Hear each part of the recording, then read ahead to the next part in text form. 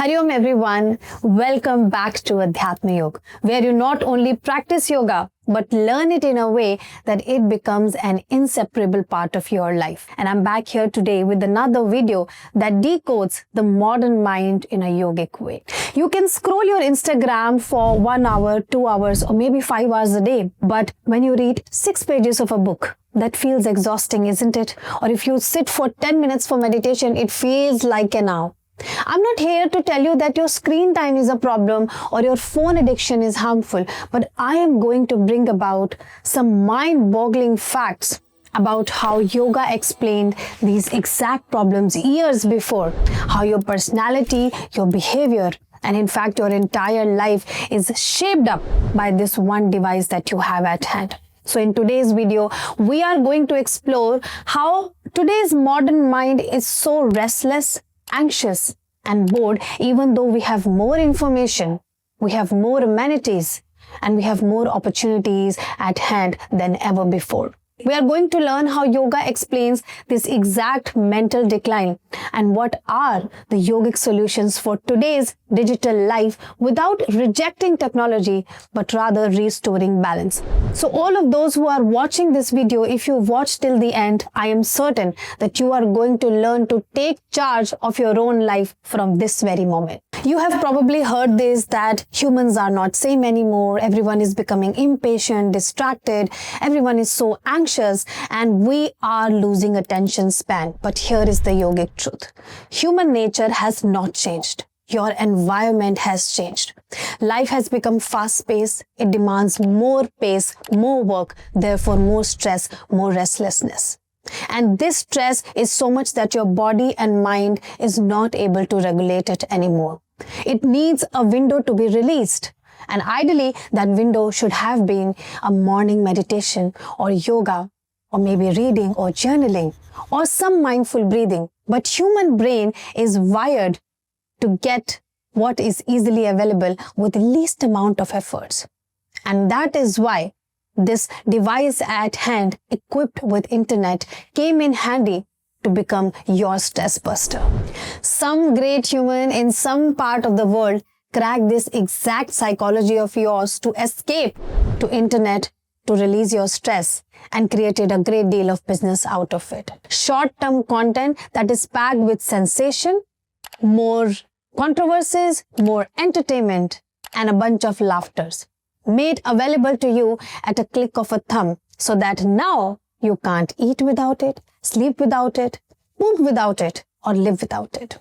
Think of the times when we had television at home.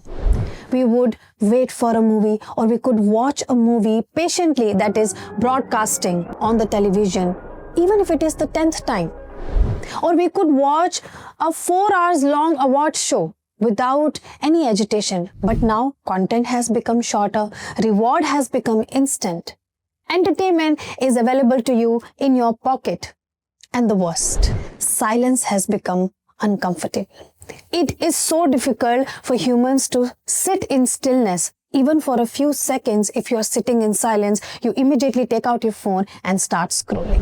People are not scrolling because they don't have anything else to do. It's because they always have a phone at their hand. Their mind is wanting to escape and their emotions are always seeking validation. Yoga always says that the mind moves towards whatever your senses are repeatedly exposed to. This is what we call Indriya Asakti in yoga. That means attachment to the sensory objects, which eventually lead to outward awareness and not inward. Modern science calls it phone or screen addiction. Yoga calls it escaping the mental discomfort. So phone is nothing but just a tool. If you don't have phone today, you will stress it, you will stress shop, or you will find something else like even intoxicants to release that stress because they are easily available to you. So the real problem is not your phone. It is the uneasiness that comes from within when you are stressed, lonely, or bored, or even when you are sitting in silence. That is why everybody is running towards scrolling.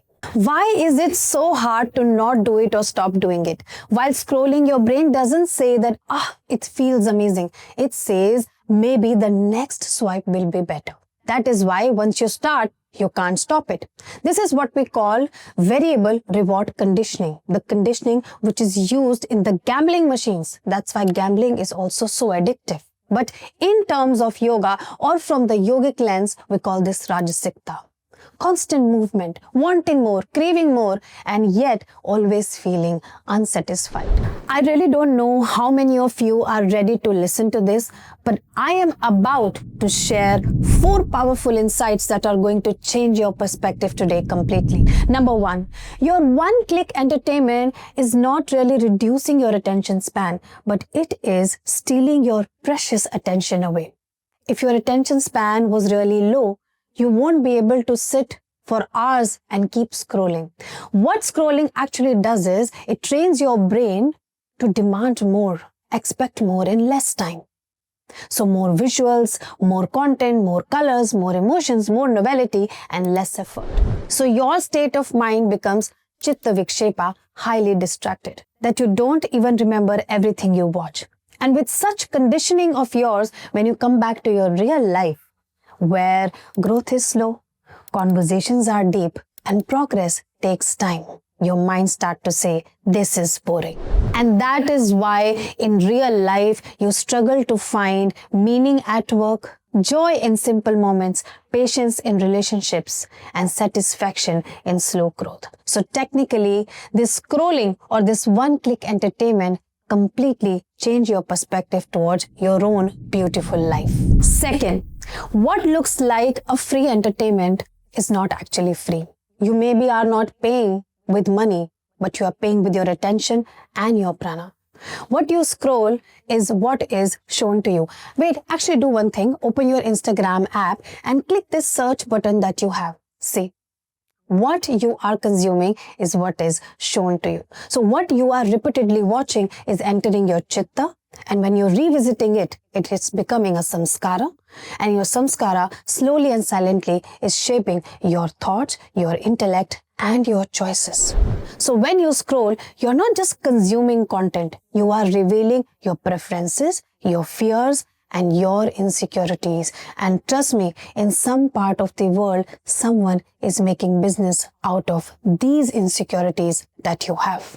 So this means it is so easy to map your psychology based on your preferences, your insecurities, and your fears. And it's so easy to market any product to you. When you are consuming certain type of reels and you save them or like them, the same type of reels start appearing on your feed. Ever wondered why? If you are stopping on an ad for a few seconds, now that ad is following you everywhere on the social media. This is not coincidence. This is conditioning. And it's not because your phone is listening to you. It's because wherever your attention goes, you leave a footprint. Yoga says that wherever your attention goes, your prana flows. So if your phone is full of memes or negative content or absurd content, that's where your prana is getting silently wasted or invested. So while you spend your energy unconsciously, someone is turning that attention into business. Ever wondered how matcha suddenly became so famous that everyone in the world starts liking it and consuming it? Think about yourself. And it doesn't stop at products. When the same body type, same idea or certain lifestyle is shown to you over and over again by the contents that you follow, your mind slowly starts to accept it as true. Not because it is actually true, because it is repeated in your mind. That's how narratives are built, that's how beliefs are formed, and that's how your choices slowly become unconscious.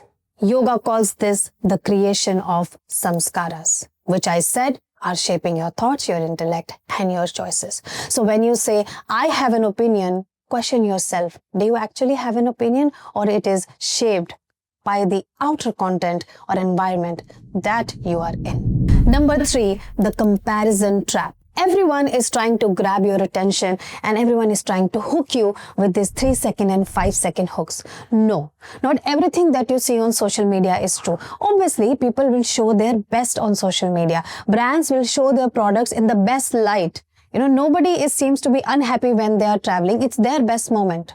So when you are closely observing their life, their success, their bodies, their relationships, and their way of living, somewhere your mind starts to build a comparison with them. So when you return to your own life, or when you look at your own life, it feels less exciting, less meaningful, more boring, because it does not have the same filters or frills. And what is the result? Self-doubt, low mood, low motivation to do anything, and lack of gratitude. So every time you happily follow a trend, you actually trade off a piece of you to be a part of the race that you never chose. Yoga calls this mood avastha, where your intellect becomes dull, your emotions take the front seat, your thoughts become negative and less productive, and at the end, you actually start to run away from the real inner progress in your life. Number 4, a moment of swadhyay or self-reflection for all of you. Do this little homework. After you complete this entire video, do this small little thing. Ask yourself, every time I resume to scrolling, what is it that I'm looking at? Stimulation, distraction, validation, controversy, entertainment, or education? What is that I am really consuming or liking while I scroll? And what does that say about my state of mind? With this endless narrative and entertainment, the more we consume, the more our mind demands. That is why the content today keeps getting louder, weirder, more extreme. And for what? For your attention. We start to enjoy controversies over clarity, trolling over understanding, and noise over meaning. We very silently criticize or enjoy certain content, but we never question, what does that say about us? Bhagavad Gita very clearly says that by constantly dwelling on sensory objects, we give rise to attachment. From attachment comes desire. And when those desires are not fulfilled, agitation and anger comes. From agitation and anger comes loss of memory and clarity. And when there is loss of clarity, the buddhi becomes destructive, or buddhi or your intellect is completely destroyed. And whose buddhi and intellect is completely destroyed, that person loses all directions in life. I'm just taking this 1 minute to tell you that to grab your attention and for the sake of entertainment, I'm not going to name people who are making such content, but I have seen people eat camel poop or eat dirt or garbage to do what? To just give you entertainment. And there are millions of people who are following these content creators. I am not judging that content creator, but I am questioning what psychology does those millions of people actually have. And all of this crazy race is leading to such mental devastation that so many content creators go into depression when they don't get your attention, and some of them even commit suicide. So, solution kya hai? Why does quitting your phone never works? You may have heard that reduce your screen time, do digital detox, or quit your screens, or quit scrolling. This may help, but honestly tell me, how many of you have tried doing this and fallen back into the same pit? You need to understand that phones are not evil. They are the tools for work, they are tools for learning, they are tools for connection. So technology is not something you need to reject, and yoga never teaches rejection. It teaches balance. It teaches regulation. When you suppress something, it creates more resistance. And that's what exactly we need to avoid. So you don't have to run away from the technology. That is why I'm trying to tell you that just a simple resolution in your mind or discipline is not enough. You need to channelize the stress that is getting created in you to make sure that you are not running to scrolling. So how yoga rewires this modern mind and helps you manage this scrolling behavior or addiction that you have? You cannot calm a restless mind by willpower alone. You need to add yogic practices, because yoga, number 1, helps regulate your nervous system. Second, brings your breath in rhythm, and third, builds the body-mind connection that we need. So number 1, you need to do pranayama every single day. It is non-negotiable for someone who is dealing with screen addiction. So first is deep breathing, or diaphragmatic breathing we call it. But how is this helpful? Diaphragmatic breathing brings your brain waves into a rhythm. It gives you a window to release the stress that your mind is accumulating or your body is accumulating, which is currently being released by wasting away your prana on scrolling. Okay, so include deep breathing in your early morning practices. Second is Nadi Shuddhi or Nadi Shodhan Pranayam. We literally call it mind repair pranayam because it actually helps in rewiring your brain.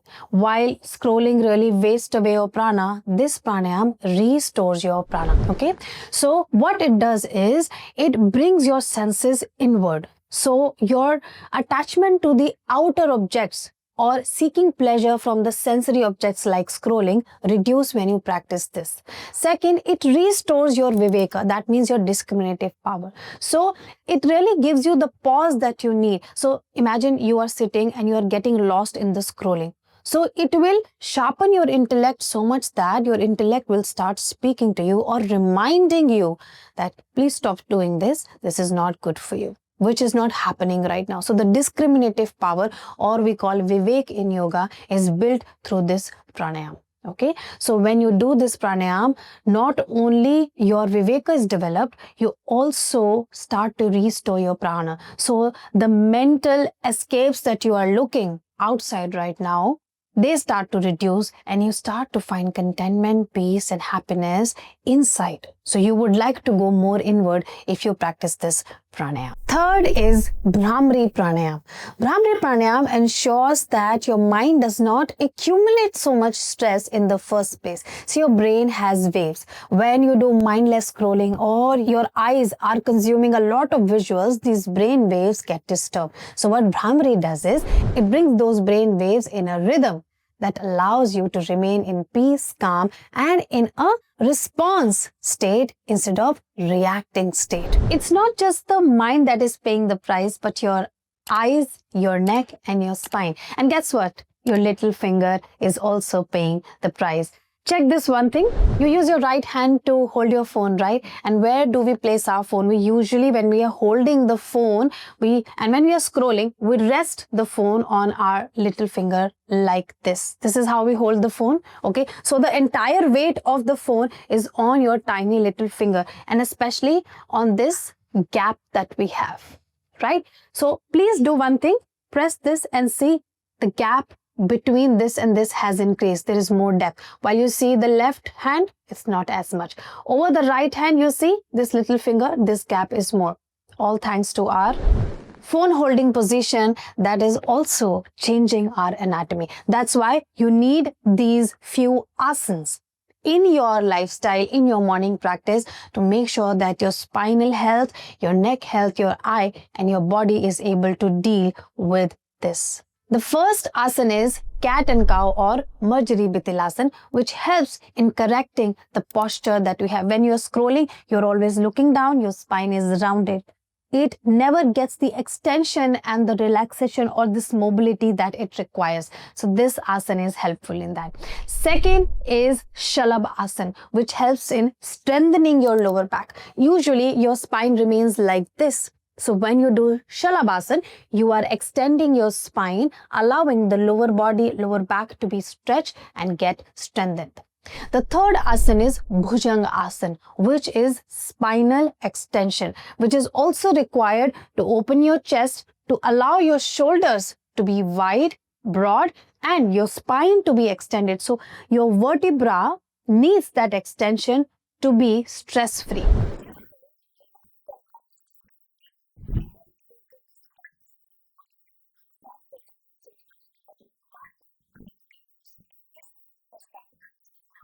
Next asana is Udar Karshanasana, the spinal twisting posture. See, in daily life, we are either bending down like this, we are barely even bending backwards. That's why I have included Bhujangasana and Shalabhasana.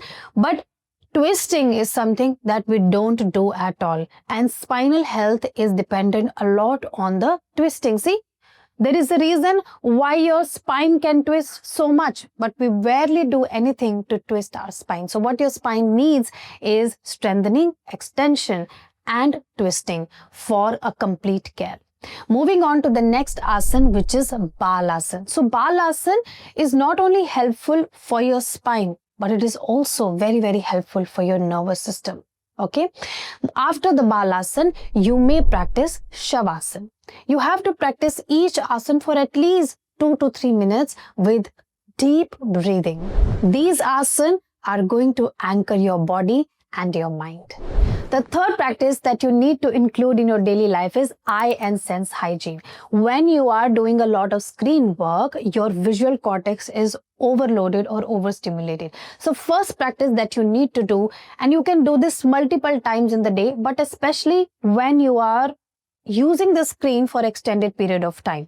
First is palming. You have to just simply rub your palms like this, keep generating the warmth. When you feel enough warmth in between your hands on your palms, just simply relax your breath, close your eyes, place the palms over your eyes and allow the warmth to be fully absorbed while you continue to deeply breathe. And once the warmth is absorbed, you can take your hands off and take your time to open your eyes. Do this multiple times in a day.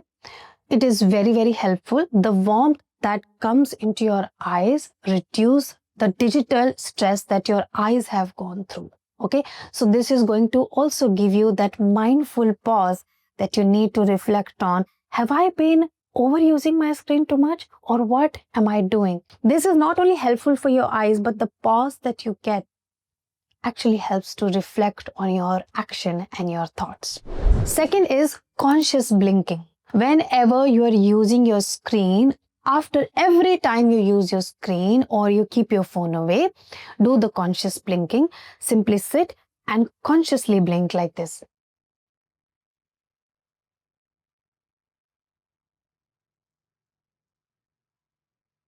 Why are we doing that?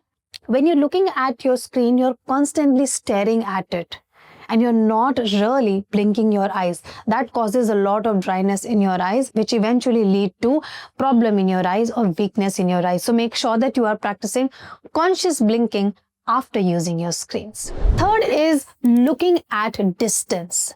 Because your screen is always so close to you, you are spending a lot of time in seeing something which is closer to you. And you need to do exact opposite of it to make sure that your vision is not disturbed or impacted a lot. How to practice this? You can step out in a garden or you can stand on your balcony and you just have to stand there and look for at least 5 minutes into the distance like this. You can blink your eye, you can look for objects that are far, far away from you. So this will help balance your vision. And the last is Tratak Kriya. Tratak Kriya is one of the Shat Kriyas in yoga. Tratak Kriya is not only for the eyes, however, it is performed using the eyes, but it actually develops the focus power of the brain. So all the attention issues that you are facing right now are resolved by this one simple Kriya. This is the link to the Tratak Kriya video. You need to watch this video to learn this in detail and include this in your practice. Fourth is micro pauses with technology. Not quitting, but pausing. Every 30 minutes, train your mind to ask from yourself one question. What am I doing? What am I doing? What am I doing? I'm eating, I'm sleeping, I'm working, I am scrolling. When you keep asking this question every 30 minutes, what am I doing? What am I doing? So when you are scrolling or about to scroll or getting the urge to scroll and your brain asks you a question, what are you doing? You will instantly realize that I am either developing the urge to scroll or I am scrolling. And the moment you become aware of this, trust me, your mind or your viveka, your buddhi will pull you back from there. Sometimes simple act of awareness can actually save us from huge and big problems that we face in life. And the fifth practice is Swadhyay. We call it self-reflection in yoga. When you get to the bed in the night, do this simple exercise. Close your eyes and sit for 5-6 minutes. Start to visualize your day from the time you woke up till the time you have reached the bed. And when you are visualizing, you will see all the times that you have sat you have scrolled and you've wasted your time and energy. And when you see yourself doing that, see, when you are scrolling, when you are in it, you're not seeing yourself because your senses are pulled outward. They are not able to see inside. You're not able to judge what is right or wrong. So when you visualize it, when you go through or revisit your entire day, you look at yourself scrolling mindlessly. You start to become more aware about what you have done. And so next day, you will see this tendency of yours will be slightly reduced, and so forth. It will be eventually reduced to minimum. And now I am finally closing this video with one personal note. Please know that human behavior did not collapse. It's just that your environment is changed, but not your biology. That is why you are and you will be able to always reverse any tendency, any behavior that is a result of this modern development that human is going through. So yoga is not just an ancient fitness as many people call it, or an ancient fitness technique or practice that many people call it. It is rather the maintenance of the human operating system. So the solution is not in creating more rules, more discipline, or more productivity hacks, or more ways to suppress yourself, but it is actually in creating balance between stillness and stimulation. And at the end, all of us know, and if you don't know, I am telling you today, yoga never teaches you any extremism. It never teaches you to escape from life or to reject anything. It teaches you to learn to remain undisturbed by these outer fluctuations. That's why it says move inward, because everything lies inside. So when you practice this, you will be able to live with yourself without losing yourself. So if this video resonated with you today, tell me which part of it felt uncomfortably relatable. Type in the comment section. From my heart to yours, may yoga brings the light to your life like it did to our lives. And may it helps you evolve and become in charge of your own life, your own emotions, and your own consciousness. Hari Om.